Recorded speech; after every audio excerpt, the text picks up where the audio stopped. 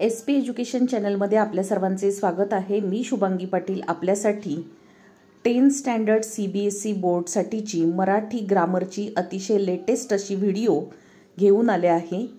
Marathi grammar for 10th standard CBSE board. त्याचप्रमाणे या चॅनलवरती आपल्याला 10th स्टँडर्ड CBSE बोर्डचे ऑल लेसन्स म्हणजेच मराठी चॅप्टर देखील पाहायला मिळतील। या व्हिडिओमधून आपण समास हा टॉपिक पूर्णपणे शिकणार आहोत सोप्या पद्धतीने। दोन किंवा अधिक शब्द मिळून एखादा शब्द तयार होतो त्यालाच आपण समास असं म्हणतो। या व्हिडिओमधून मी तुम्हाला समास अतिशय सोप्या पद्धतीने शिकवणार आहे। समासाचे 4 प्रकार आहेत: अव्ययी भाव समास, तत्पुरुष समास, द्वंद्व समास, बहुव्रीही समास असे याचे 4 प्रकार आहेत। अव्ययी भाव समास यामध्ये पहा आपासून सुरू होणारे शब्द असतात। उदाहरणार्थ आ जन्म याचा अर्थ जन्मापासून। आ जन्म या शब्दाचा जर आपण फोड केली किंवा विग्रह केला तर आ जन्म याचा अर्थ जन्मापासून असा होतो। आ मरण याचा अर्थ मरेपर्यंत। आता पहा आ जन्म आणि आ मरण यातलं पहिलं अक्षर खूप महत्त्वाचं आहे। त्याचप्रमाणे प्रतिसाल म्हणजे प्रत्येक साली आणि प्रतिदिन म्हणजे प्रत्येक दिवशी। यामध्ये देखील बघा प्रतिदिन यामध्ये प्रति हा शब्द खूप महत्त्वाचा आहे। अव्ययी भाव समासामध्ये तुम्हाला असं सांगायचं आहे आ, प्रति, दर, हर म्हणजे शब्दांची पुनरावृत्ती होणाऱ्या गोष्टींचे शब्द यथा, गैर, बिन, बे, विना असे ज्यांनी सुरुवात केलेली असते ते अव्ययी भाव समास असतात। म्हणजे पहा या ठिकाणी जागोजागी म्हणजे प्रत्येक जागी, जागो या शब्दाला महत्त्व आहे। ठीक, ठिकाणी यामध्ये ठीक या शब्दाला महत्त्व आहे। यथाशक्ती, यथाविधी यामध्ये यथा या शब्दाला महत्त्व आहे। गैरहजर, गैरशिस्त, गैर या शब्दाला महत्त्व आहे। म्हणजे अव्ययी भाव समासामध्ये जो सुरुवातीचा शब्द असतो त्याला खूप महत्त्व असतं। गैरहजर, गैरशिस्त याचप्रमाणे बिनपगारी, बेशिस्त, बिनपगारीमध्ये बिन, बेशिस्तमध्ये बे, बिनतोड मध्ये बिनतोड म्हणजे तोडाशिवाय, बेशिस्त म्हणजे शिस्त नसलेला, बिनपगारी म्हणजे पगार नसलेला, बेला शक म्हणजे शंकेशिवाय, इथे बे शब्द महत्त्वाचा आहे। विनाकारण, विनामूल्य, विनाकारण म्हणजे कारणाशिवाय आणि विनामूल्य म्हणजे मूल्याशिवाय। या दोन्ही ठिकाणी विना आणि शिवाय हे दोन्ही शब्द महत्त्वाचे आहेत। इथपर्यंत आपण अव्ययी भाव समास समजून घेतला आहे। अव्ययी भाव समास विचारल्यानंतर तुम्हाला आता खूप चांगल्या प्रकारे ओळखता येईल। आता आपण द्वंद्व समास पाहणार आहोत।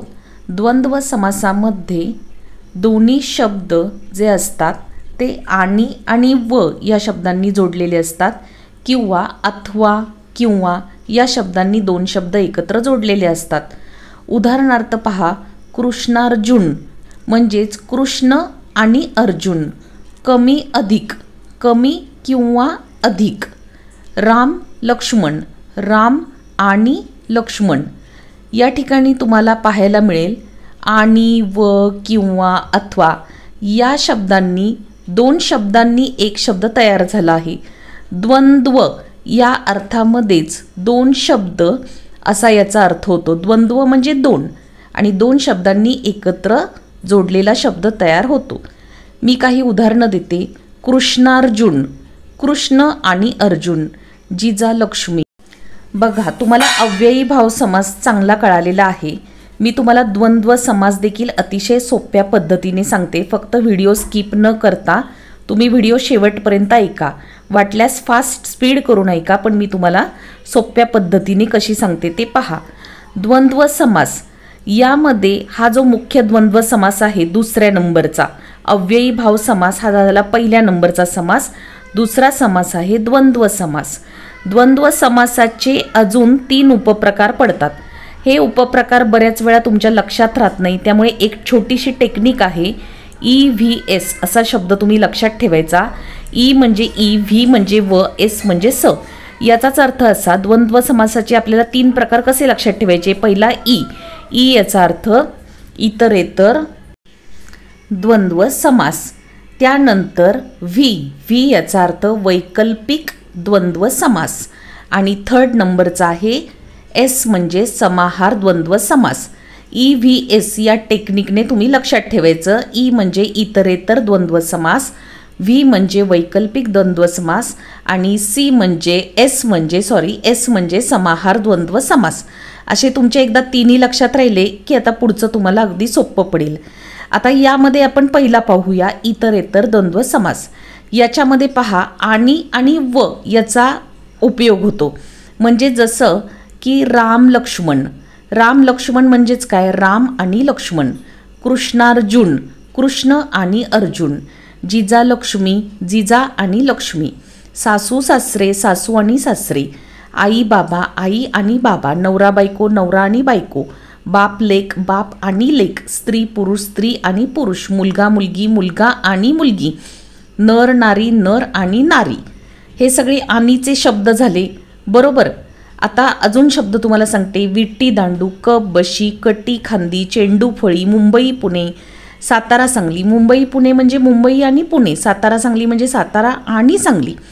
या ठिकाणी बघा आपण आणीचा वापर केलेला आहे, बरोबर. त्याच्यामुळे याला आपण म्हणणार आहोत इतरेतर द्वंद्व समास. कारण ज्या समासाचा विग्रह करताना आपण आणि व याचा उपयोग करतो तो समास असतो इतरेतर द्वंद्व समास. हे तुम्ही लक्षात ठेवायचं.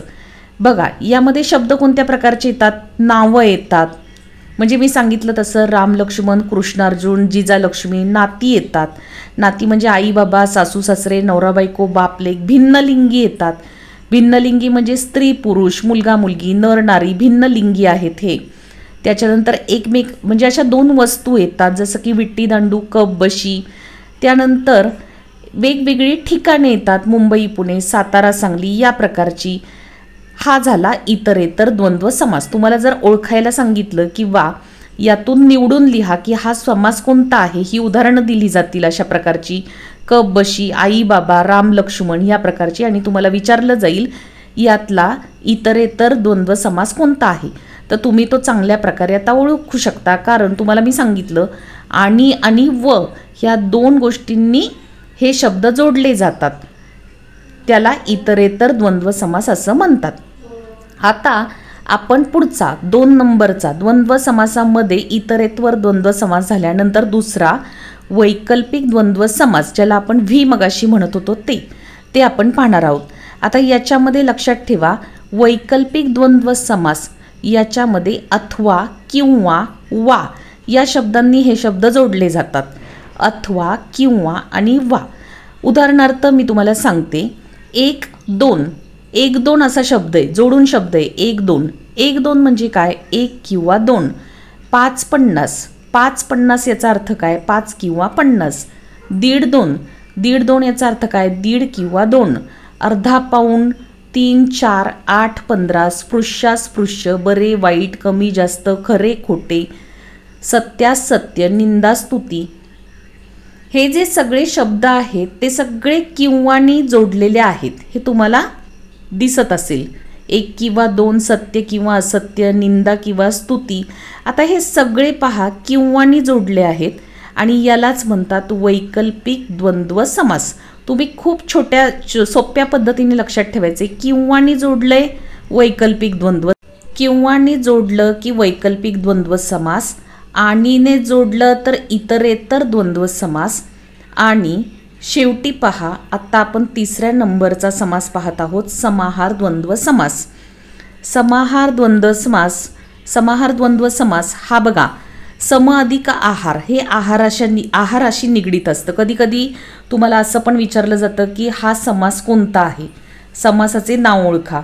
तर आहाराशी निगडीत काही शब्द असतात. बाजार, हाट, केर, कचरा, कपडा लत्ता, भाजीपाला, लग्न कार्य, पैसा अडका, गप्पा गोष्टी, पालापाचोळा, पान सुपारी, शेतीवाडी. अशा प्रकारचे जे काही शब्द असतात ना, हे सगळे शब्द आहेत ते समाहार द्वंद्व समासामध्ये येतात. या समासामध्ये पहा मी तुम्हाला साधारण उदाहरण देऊन समजावून सांगते।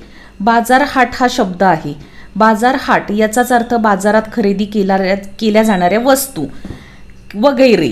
बाजार हाट म्हणजे नुसतं वस्तू खरेदी केल्या जाणाऱ्या वस्तू असं नसून वगैरे असा शब्द आपण पुढे लावतो। केर कचरा म्हणजे केर कचरा वगैरे। कपडा लत्ता म्हणजे कपडा लत्ता वगैरे। भाजीपाला वगैरे। मुलं बाळ वगैरे। लग्नकार्य वगैरे। पैसा अडका वगैरे। म्हणजे बघा समाहार द्वंद्व समासामध्ये आपण वगैरे असा पुढे शब्द लावतो। विग्रह करताना आपण काय करतो, बाजार हाटचा विग्रह करताना बाजारात खरेदी केल्या जाणाऱ्या वस्तू आणि वगैरे हा शब्द पुढे लावतो। पान पत्रावळ म्हणजे पान आणि पत्रावळ वगैरे। पान पत्रावळ वगैरे म्हणजे वगैरे शब्द आपण पुढे लावतो आणि यालाच आपण समाहार द्वंद्व समास असं म्हणलं जातं याला। तर आता खूप सोप्या पद्धतीने अगदी शेवटी तुम्हाला सांगते, आणि जर असेल, आणीने जर जोडणारे शब्द असतील जसं की राम आणि लक्ष्मण अशा प्रकारचे शब्द जर असतील, मुलगा आणि मुलगी, तर तो झाला इतरेतर द्वंद्व समास। जर तुमच्या शब्दामध्ये 1 2 म्हणजे 1 किंवा 2, 3 4 म्हणजे 3 किंवा 4, कमी जास्त म्हणजे कमी किंवा जास्त असं जर किंवानी जोडलं जाणार असेल तर त्याला म्हणतात वैकल्पिक द्वंद्व समास। आणि तिसरा शेवटचा वगैरेने त्याचा शेवट होणार असेल, जसं की केर कचरा वगैरे, कपडा लत्ता वगैरे, भाजीपाला वगैरे, बाजार हाट वगैरेने शब्द जर तयार होणार असेल शेवटी, तर त्याला म्हणायचं समाहार द्वंद्व समास। समाहार द्वंद्व समासामध्ये मी सांगितल्याप्रमाणे आहाराशी निगडीत सम अधिक आहाराशी निगडीत अशा वस्तू येतात। त्याच्यामुळे तुम्ही डोळे झाकून आहाराशी निगडीत असणाऱ्या वस्तूंना समाहार द्वंद्व समास असं लिहून टाकायचं आहे। खूप सोपे हे समास आहेत आणि तुम्हाला हे तीनही समास खूप चांगल्या प्रकारे समजले असतील। दोनही समास, पहिला अव्ययी भाव, दुसरा आपण पाहिला तो द्वंद्व समास आणि आता लास्ट आहे द्विगु समास। काय आहे हा? द्विगु समास। शब्द थोडे अवघड आहेत बोलायला, पण सारखे बोलून हे पाठ होतात। द्विगु समास, ज्या समासातील पहिले पद संख्या विशेषण असून त्या सामासिक शब्दावरून एका समुच्चयाचा अर्थ दर्शवला जातो, त्या समासाला द्विगु समास असे म्हणतात। आता पहा, द्विगु समास कशाला म्हणतात ही झाली याची व्याख्या, पण सोप्या पद्धतीने जर तुम्हाला सांगायचं तर कसं असतं, यामध्ये चौघडी, पंचपाळ, षटकोण, त्रिफळ, अष्टदिशा, पंचवटी, सप्ताह, नवरात्र, त्रिदल, द्विदल, चौकोन, सप्तऋषी, सप्तसूर्य, पंचप्राण, पंधरवडा, त्रिभुवन या सगळ्या ज्या शब्दांमध्ये तुम्ही सुरुवातीला पाहिलं अंक आलेले आहेत, संख्या आलेली आहे। चौ म्हणजे 4, पंच म्हणजे 5, षट म्हणजे 6, त्रि म्हणजे 3, अष्ट म्हणजे 8, सप्त म्हणजे 7, 9 म्हणजे 9, द्वि म्हणजे 2 आणि पंध म्हणजे 15 असं सगळे शब्द जे आहेत ते सांख्यिक शब्द आलेले आहेत। त्यामुळे याला देखील तुम्हाला लगेच लक्षात येणार आहे की पहिले पद जे आहे ते संख्या विशेषणाचे आहे, संख्या विशेषण समूहाचे आहे आणि त्यामुळे ह्याला द्विगु समास असं म्हणलं जातं। अतिशय सोप्या प्रकारचे हे समास आहेत, तेव्हा मला असं वाटतं की तुम्हाला हे सगळे समास समजले असणार आहेत। आपण यामध्ये काही उदाहरणे पाहू। समजा जर तुम्हाला असा प्रश्न विचारला, खालीलपैकी समास प्रकारच्या आधारे गटात न बसणारा शब्द कोणता? उदाहरणार्थ तुम्हाला दिलंय 15-20, स्पृश्य, मागे पुढे आणि हळदी कुंकू। याच्यामध्ये कोणता समास गटात न बसणारा शब्द आहे? तर पहा, 15-20, स्पृश्य, मागे पुढे आणि हळदी कुंकू, यामध्ये हळदी कुंकू हा शब्द गटात न बसणारा शब्द आहे। खालीलपैकी समास प्रकारांच्या आधारे गटात न बसणारा शब्द कोणता? समजा जर तुम्हाला विचारलं खेडोखेडी, प्रतिक्षण, आजन्म, मीठ भाकरी, तर यामध्ये गटात न बसणारा शब्द कोणता आहे? तर बघा, खेडोखेडीमध्ये प्रत्येक खेडी, प्रतिक्षण म्हणजे प्रत्येक क्षणी, आजन्म म्हणजे जन्मापासून आणि मीठ भाकरी हा याच्यामध्ये वेगळा शब्द आहे. मीठ भाकरी हा समाहार समास येतो, त्यामुळे मीठ भाकरी हा शब्द यामध्ये गटात न बसणारा शब्द आहे. तिसरा प्रश्न, ज्या समासाचा विग्रह करताना अथवा किंवा वा या उभयान्वयी अव्ययांचा उपयोग करावा लागतो त्यास टिंबटिंब समास म्हणतात. त्याला वैकल्पिक द्वंद्व समास असं म्हणतात. पुढचा प्रश्न चौथा, ज्या समासातील पहिले पद संख्या विशेषण असून त्या सामासिक शब्दावरून एका समुच्चयाचा अर्थ दर्शवला जातो त्या समासास टिंबटिंब म्हणतात. डॅश डॅश म्हणतात. काय म्हणतात? द्विगु समास म्हणतात. आत्ताच आपण पाहिलं, संख्या विशेषणाचं पहिलं पद जर असेल तर तुम्ही डोळे झाकून लिहायचं आहे द्विगु समास. बरोबर. पाचवा प्रश्न, खालीलपैकी समास प्रकारांच्या आधारे गटात न बसणारा शब्द कोणता? बघा, चौकोन, त्रिदल, अष्टदिशा आणि 4-5. तुम्हाला लगेच कळेल चौकोन, त्रिदल आणि अष्टदिशा हे वेगळे आहे. 4-5 याच्यामध्ये वेगळा गटात न बसणारा शब्द आहे. बरोबर. त्याचप्रमाणे तुम्हाला असे देखील प्रश्न येतील, खालील सामासिक शब्दांचा योग्य विग्रह करून समास ओळखा. योग्य विग्रह करायचा. सप्ताह म्हणजे फोड करायची. सप्ताह याचा अर्थ काय? 7 दिवसांचा समूह. 7 आहे म्हणजे संख्या विशेषण आहे, म्हणजे हा द्विगु समास आहे. सेकंड नंबरचा प्रश्न, धर्माधर्म. धर्माधर्म म्हणजे काय? धर्म किंवा अधर्म, म्हणजेच किंवा आलेला आहे. किंवा आल्यानंतर वैकल्पिक द्वंद्व समास. वैकल्पिक द्वंद्व समास. तिसरा प्रश्न, थर्ड क्वेश्चन, वेणी फणी. वेणी फणी वगैरे. आता वगैरे आल्यानंतर मगाशी सांगितल्याप्रमाणे हा समास आहे समाहार द्वंद्व समास. Fourth question, दक्षिणोत्तर. दक्षिणोत्तर म्हणजेच दक्षिण आणि उत्तर. आता इथे पहा, आणि हा शब्द आला म्हणजे हा समास आहे इतरेतर द्वंद्व समास. फिफ्थ क्वेश्चन, अष्टांग. अष्टांग म्हणजे काय?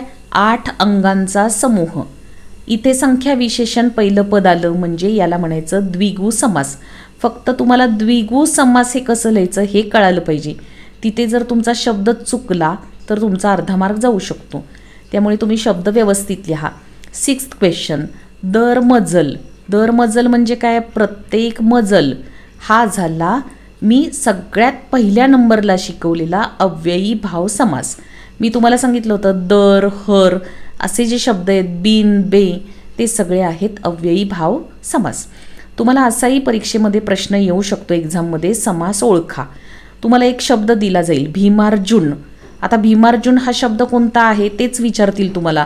अव्ययी भाव समास आहे, द्विगु आहे, द्वंद्व आहे का बहुव्रीही आहे? यामध्ये हा भीमार्जुन हा आहे द्वंद्व समास. बरोबर. दागदागिने.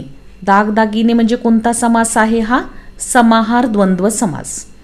प्रतीक्षण हा आहे अव्ययी भाव समास. नवरात्र. नवरात्र हा आहे द्विगु समास, कारण इथे संख्या विशेषण आलं. सुंठ साखर. सुंठ साखर हा आहे इतरेतर द्वंद्व समास.